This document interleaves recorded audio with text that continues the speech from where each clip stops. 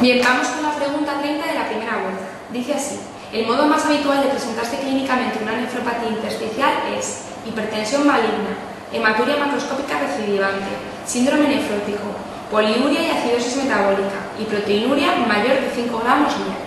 Fijaros que en esta pregunta me están intentando liar, porque me están mezclando conceptos de enfermedad glomerular con enfermedad tubular.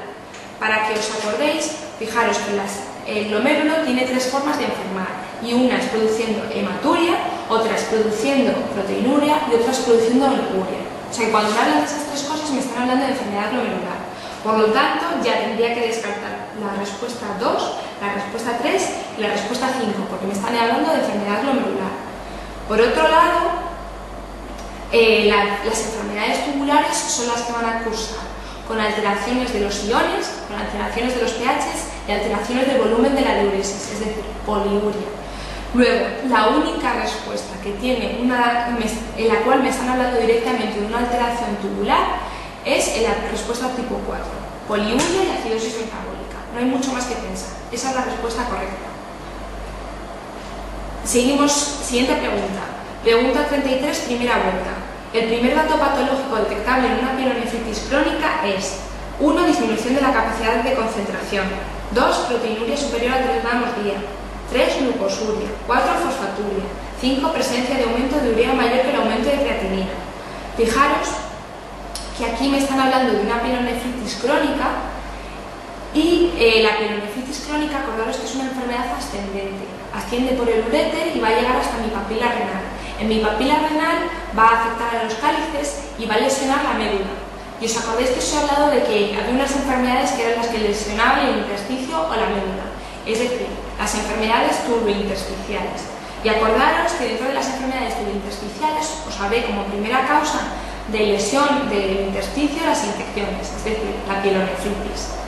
Entonces, en consecuencia, la respuesta correcta es la disminución de la capacidad de concentración, porque la pielonefritis me va a producir una nefropatía de tubo intersticial que lo que va a hacer es alterar mi capacidad de concentración y por tanto voy a tener una poliuria. Pregunta 35, primera vuelta. Un paciente varón de 44 años de edad refiere polidipsia. Polidipsia ya hemos dicho que es un síntoma de nefropatía tubo intersticial. Tiene un cuadro analítico compatible con una enfermedad intersticial. Vale, nos lo decían fácil. ¿Qué esperaría encontrar en la ecografía renal? 1. Riñones grandes, 2. Riñones en herradura, 3. Riñones pequeños de contorno irregular, 4. Angiomas renales y 5. Riñones supernumerarios. Vale, pues fijaros que esta pregunta lo que me está hablando es de un trastorno crónico y me está preguntando cómo están los riñones en la ecografía renal en un trastorno crónico. ¿Vale? Entonces, fijaros, en un trastorno crónico, los riñones, cuando los estudio en la ecografía, los voy a ver como riñones pequeños. Siempre que existe una insuficiencia renal crónica o un trastorno crónico, mis riñones van a ser riñones pequeños, excepto en 6 casos, que esas son las excepciones que os tenéis que saber, sobre todo las 4 primeras. La excepción a lesión crónica que tiene riñones grandes es la enfermedad poliquística renal, la amiloidosis, la diabetes, la trombosis de la vena renal y además otras dos que son menos conocidas, menos preguntables, la infiltración linfomatosa y la tesaurosmosis o enfermedad de Fabry. Todos, por el contrario, los procesos agudos cursan con agrandamiento de los riñones. En concreto, fijaros, os he hablado antes de la tubulointersticial inmunolérgica, que es una alergia, luego es un proceso agudo. Al ser un proceso agudo, cursa con agrandamiento de los riñones, que era lo que me producía ese dolor lumbar sordo, con una percusión negativa. ¿Vale? Entonces, los riñones que son grandes en la ecografía de un fracaso renal son agudos y los riñones que veo pequeños me hablan más de una insuficiencia renal crónica con las excepciones que estamos aquí contando. Pregunta 71, primera vuelta. El síndrome de Lewy, 1. Es reversible, 2. Cursa con hiperpotasemia, 3. Tiene acidosis metabólica, 4. Es causa de hipertensión secundaria, 5. Tiene asociado aumento de renina. Pues fijaros, en primer lugar, el síndrome de Lewy os he dicho que es una enfermedad hereditaria. Al ser una enfermedad hereditaria, la 1 es falsa, no es reversible. 2. Cursa con hiperpotasemia. No, es falso. Todas las tubulopatías cursan con hipopotasemia a excepción de una, que es la acidosis tubular distal tipo 4. Vale, también falsa la 2. La 3 dice, tiene acidosis metabólica.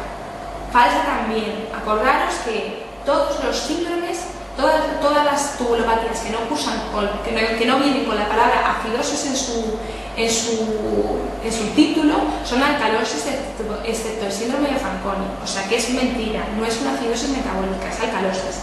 La 3 también es falsa. Nos saltamos la 4 y vamos a la 5. Dice, tiene asociado aumento de renina. Eso es falso también. Acordaros que se llamaba pseudo-hiperaldosteronismo y que en verdad cuando se medían los niveles de renina y de aldosterona se vieron que los tenía bajos. ¿Por qué? Porque mi aparato glomerular está captando que allí que se está reabsorbiendo más sodio del que necesito e intenta bloquear el sistema como puede, que es disminuyendo la aldosterona y la renina. ¿Vale? En consecuencia, la respuesta correcta es la 4. Es causa de hipertensión arterial secundaria. Y acordaros que esto es importante porque el síndrome de Leiden es la única tubulopatía que cursa con hipertensión arterial.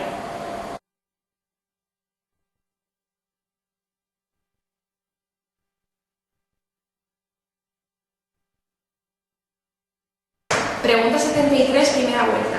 El síndrome de Bartter presenta todo excepto 1. Hipopotasemia crónica, 2. Hipertrofia del aparato glomerular, 3. Aumento de aldosterona, 4. Acidosis hiperclorémica y 5. Alcalosis hipoclorémica. Fijaros, sin saber nada de esta pregunta, tenéis que daros cuenta que existen dos respuestas que se contradicen. Entonces, os deberíais olvidar de las demás y centraros porque una de esas dos es la correcta. Las demás las deberíais olvidar, pero bueno, las vamos a repasar aquí. En principio, acordaros que todas las tubulopatías cursan con hipopotasemia crónica, excepto la acidosis tubular distal tipo 4. Bien. Segunda respuesta. Hipertrofia del aparato glomerular. Sí, os dije que el síndrome de Bartter tenía estimulado el sistema renina-angiotensina-aldosterona y con eso casi que también estoy contestando la pregunta 3. ¿Cómo llega más sodio a mi túbulo colector cortical? Eso significa que se va a estimular mi aparato glomerular, se va a hipertrofiar y va a producir más renina para intentar que mi aldosterona reabsorba más sodio. Bien, y para decidirnos entre la 4 y la 5, que es entre las que deberíamos dudar, acordaros siempre que todas las que llevan síndrome de algo son alcalosis. O sea que la correcta es la 5. Vale. Pregunta 75, primera vuelta. ¿Qué se puede ver en la enfermedad de Gittelman? 1. Tiene herencia autosómica dominante. 2. Afecta al túbulo colector. 3. No produce nefrocalcinosis. 4. Produce hiponatremia. 5. Cursa con hiperpotasemia. Bueno, pues la enfermedad de Gittelman en principio es una enfermedad congénita. Es decir, que no tiene una herencia autosómica dominante, por lo cual la primera pregunta es errónea. Vale. 2. Dice que afecta al túbulo colector. No, es verdad. Afecta al túbulo distal, o sea que la 2 también es falsa. Vamos a pasar a la 4. Dice, produce hiponatremia. Aquí que tampoco os líen. Yo solo os he hablado de hiponatremias en el túbulo colector medular, o sea que de las hiponatremias nos olvidamos. Y después dice que cursa con hiperpotasemia. Yo os he dicho que todas son hipopotasémicas excepto la acidosis tubular distal tipo 4. Vale. Entonces dice que no produce nefrocalcinosis, efectivamente. El síndrome de Gittelman, acordaros que lo que hace es bloquear el cotransportador cloruro sódico, por lo tanto tengo hipocalciuria, no puedo tener calcificaciones renales, no puedo tener nefrocalcinosis. Pregunta 75, primera vuelta. En el síndrome de Bartter, hay 1. Hiperaldosteronismo, 2. Hay hipermagnesemia, 3. Puede haber hipernatremia, 4. Hay aumento de prostaglandina circulante y 5. Siempre hay hipertensión. Bueno, en el síndrome de Bartter hay hiperaldosteronismo, ¿vale? La primera es falsa y lo hemos explicado ya en las de antes. ¿Hay hipermagnesemia? No, no es verdad, porque el magnesio se reabsorbe en el asa de Henle, que es lo que está lesionado aquí, y entonces se produce hipomagnesemia, así que la 2 también es falsa. 3. Puede haber hipernatremia, otra vez, que no os líen con esta historia. Dejamos la 4 y pasamos a la pregunta 5.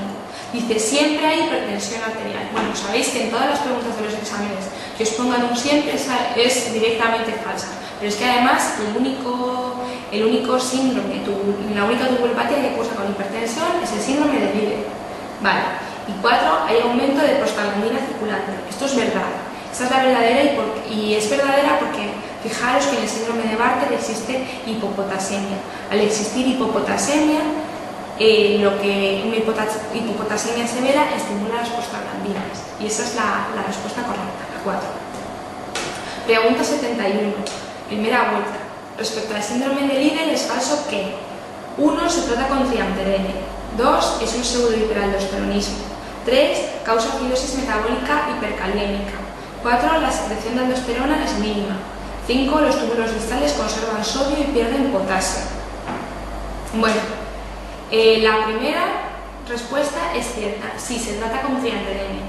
Acordaros que el síndrome de Leber era una mutación que hacía hiperactivo el canal de sodio, con lo cual la única forma de atajar esa hiperactividad es bloqueando el canal, y el que bloquea el canal es el triamterene y el amilorina.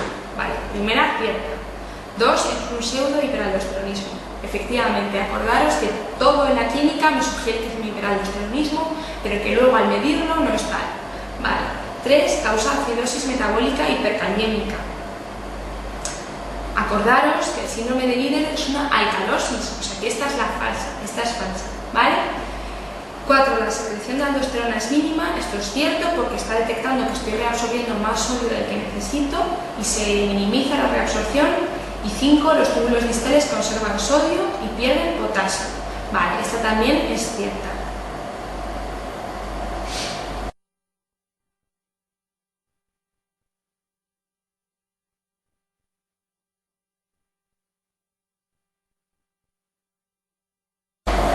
Pregunta P097 del MIR 2005-2006.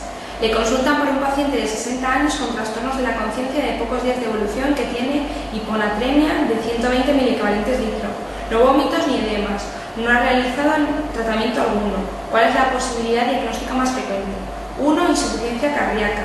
2. Síndrome de secreción inadecuada de ADH. 3. Síndrome nefrótico. 4. Hipertensión portal. Y 5. Insuficiencia renal aguda. Bueno, fijaros que te están hablando de una persona que no tiene edemas, que te están hablando de una persona con volumen extracelular normal. Eso ya de entrada me está descartando la insuficiencia cardíaca, el síndrome nefrótico y la hipertensión portal. Acordaros que cuando hablamos además del SIADH, os dije que uno de los criterios diagnósticos del SIADH es que el volumen extracelular fuera normal, es decir, que no estuviera ni deshidratado ni con edemas. Eso es lo que quiere significar aquí cuando te dice que no tiene ni vómitos ni edemas. Además me están hablando de una hiponatremia, ¿vale? Y me están hablando de la clínica típica de la hiponatremia, que son los trastornos de conciencia. Me están diciendo además que no ha realizado tratamiento alguno. Eso me está quitando la posibilidad de tener un SIADH por fármacos, ¿vale? Entonces, la única respuesta posible es la 2, síndrome de secreción inadecuada de ADH. Porque la 5, que te hablan de insuficiencia renal aguda, para hablar de una insuficiencia renal aguda me tendrán que dar algún dato de insuficiencia renal aguda, es decir, o no orina o le ha aumentado la creatinina, algo por el estilo. Pero bueno, la 5 es descartable a priori. Luego es un SIADH porque te están hablando de una hiponatremia y la causa más frecuente de hiponatremia es el SIADH, y además porque como te están diciendo que no tienen ni vómitos ni edemas, tienes que descartar la 1, la 3 y la 4.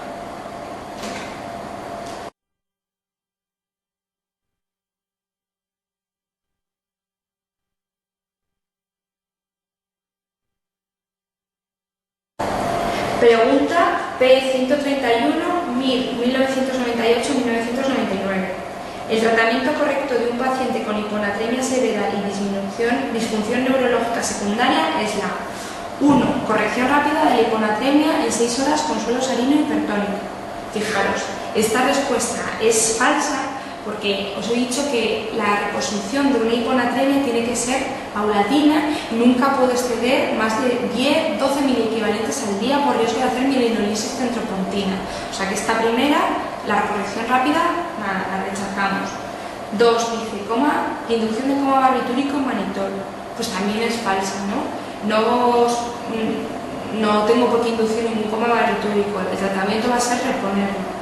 Bien. 3. Corrección paulatina de hiponatremia en más de 24 horas para evitar la desmineralización osmótica. Además, es la típica respuesta que según la estás leyendo dices, esta es la que pega, esta es la que va bien. 4. Dice, administración de vasopresina y V. Fijaros, la vasopresina en realidad, este sería el tratamiento de la diabetes insípida. La ADH que nosotros tenemos sintética, la ADH se llama vasopresina y la ADH sintética se llama desmopresina. O sea que este sería el tratamiento, pero de la diabetes insípida, para nada. Y 5, infusión de dextrosa al 5%. Eso es un suero glucosado que tampoco nos es válido, porque yo tengo hiponatremia y tendré que reponer con sueros fisiológicos.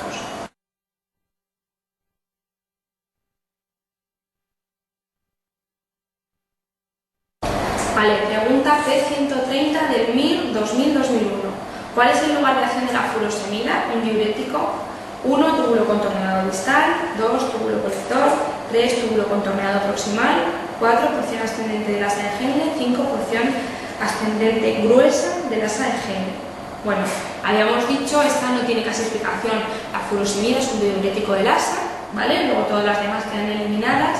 Además, la porción descendente del asa de Henle no existe ningún transportador, luego no puedo utilizar ningún diurético para ello. Luego solo nos queda la porción ascendente gruesa del asa de Henle. La furo lo que inhibía es el cotransportador, sodio, 2 cloros y un potasio.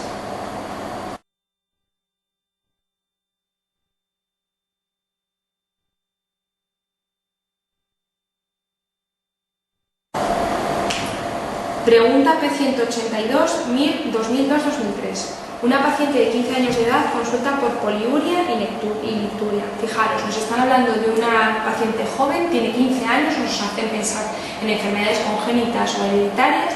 Nos están hablando de poliuria y nicturia, clínica tubular, ¿vale? Nos hablan además de cansancio fácil y astenia. Eso puede significar que tenga la tensión baja. Veremos.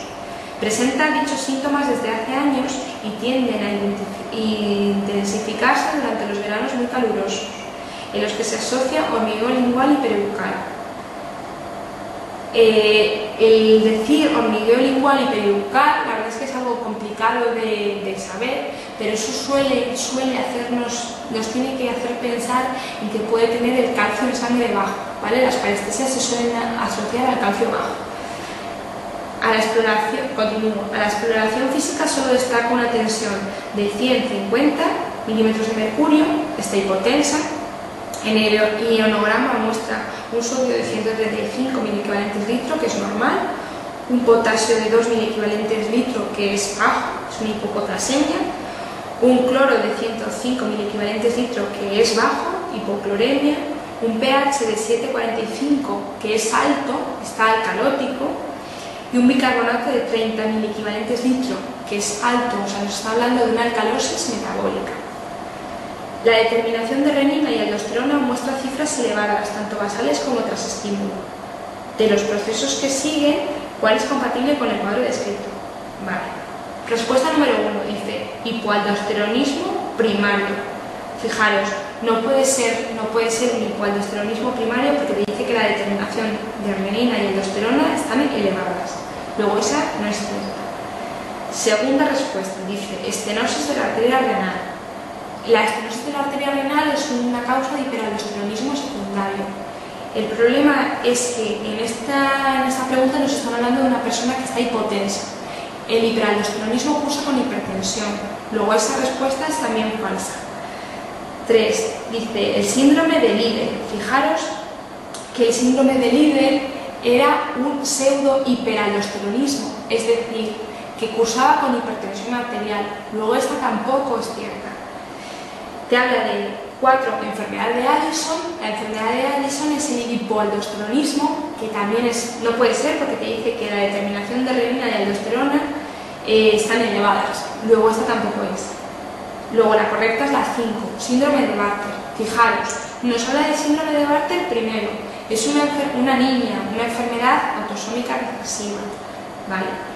Nos habla de que tiene hipopotasemia y alcalosis metabólica, que van a favor del síndrome de Bartter. Nos habla de hiperaldosteronismo hiperreninémico, también del síndrome de Bartter. Nos habla de tensión baja, también cuadra, y además nos va a hablar de lo del hormigueo lingual y peribucal, nos habla de calcio bajo en sangre. Y acordaros que el síndrome de Bartter se asocia a hipercalciuria porque se intercambia más sodio en el distal con calcio. Entonces la respuesta correcta es la número 5.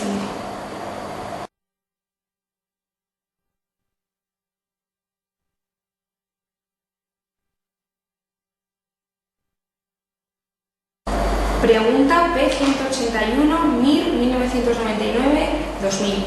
¿Cuál de las siguientes enfermedades es excepcional la aparición de nefrocalcinosis medular como complicación? 1. Síndrome de Bartter. 2. Intoxicación por vitamina D.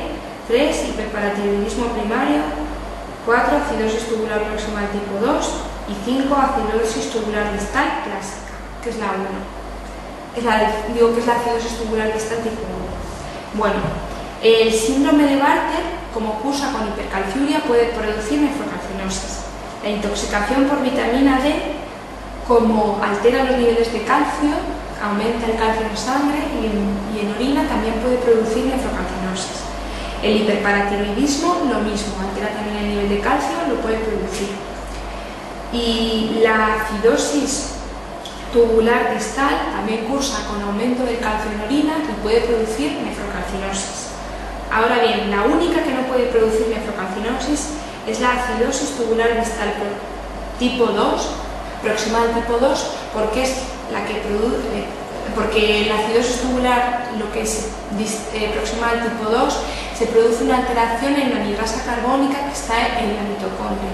La mitocondria, como producto de su degradación, libera citrato. Al liberar citrato, lo que se produce es que este citrato forma complejos solubles con el calcio y entonces el calcio no puede precipitar y no puede producir nefrocalcinosis. ¿Vale? La respuesta correcta es la 4.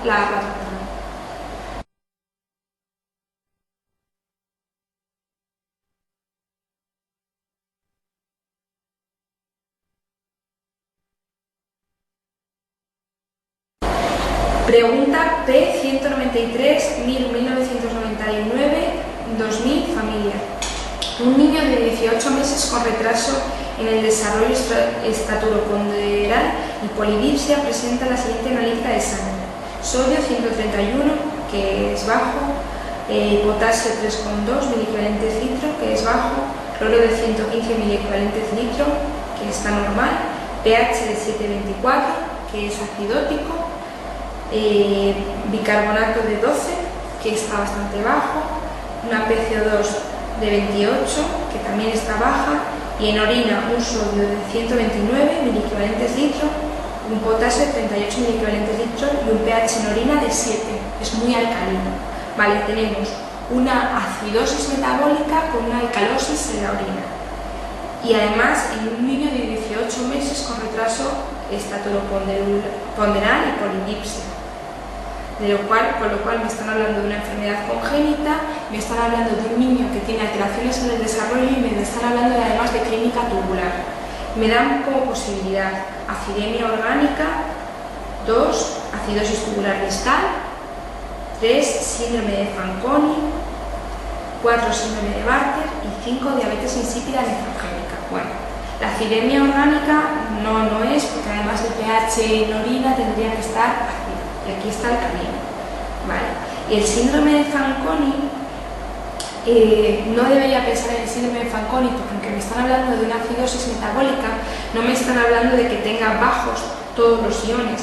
Si tuviera bajos todos los iones, también el cloro, me podría hacer pensar en un síndrome de Fanconi, pero en principio, como no me hablan de ello, no descarto el síndrome de Fanconi.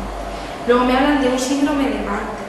Fijaros, no pienso en el síndrome de Bartter en primer lugar porque me están hablando de un pH acidótico y el síndrome de Bartter es una alcalosis.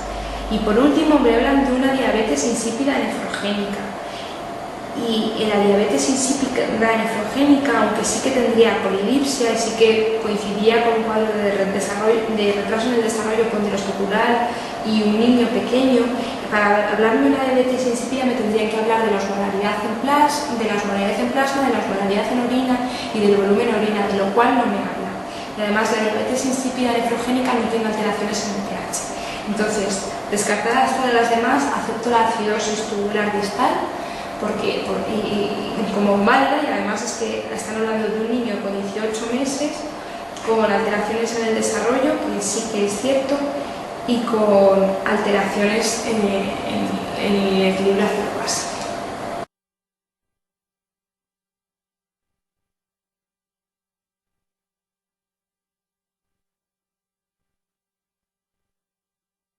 Pregunta P194, MIR 1999-2000, familia.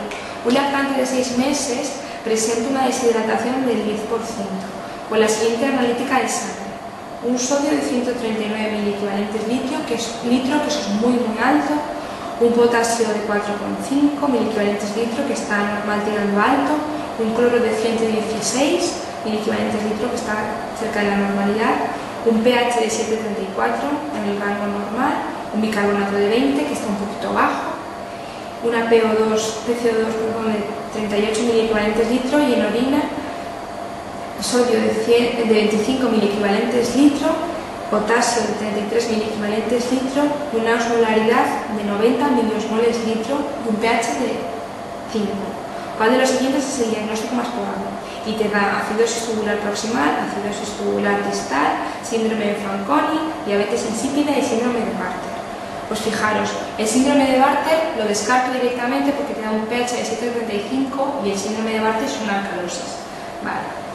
Me están hablando de una hipernatremia. Están hablando de una hipernatremia. Yo en las otras acidosis, en las tubulopatías no he hablado de hipernatremias. La única vez que os he hablado de hipernatremias es en el diabetes insípida, y en el contexto también he hablado del sodio en SADH, pero la única vez que os he hablado de hipernatremia es la diabetes insípida. Fijaros que además tiene un pH en orina de 5, con lo cual, en principio, descartaría acidosis tubular proximal, acidosis tubular distal y síndrome de Fanconi, que tienen el pH en orina alcalino. ¿Vale? Además, fijaros, nos están hablando de un lactante de 6 meses. ¿Os acordáis que cuando expliqué la diabetes insípida os dije que os iban a hablar de personas que tenían problemas para consumir todo el agua que necesitaban? Es decir, los ancianos, los niños o las personas con trastornos neurológicos que no tienen capacidad de acercarse libremente al agua. Por eso nos están hablando de un lactante de 6 meses. Además nos están hablando de un lactante deshidratado y con una hipernatremia muy grave. Entonces, la única respuesta que puede ser la cierta, que es la cierta, vamos, es la diabetes insípida. Las demás son descartables, entre otras cosas por lo del pH en orina, y el síndrome de Bartter descartable también porque es una alcalosis.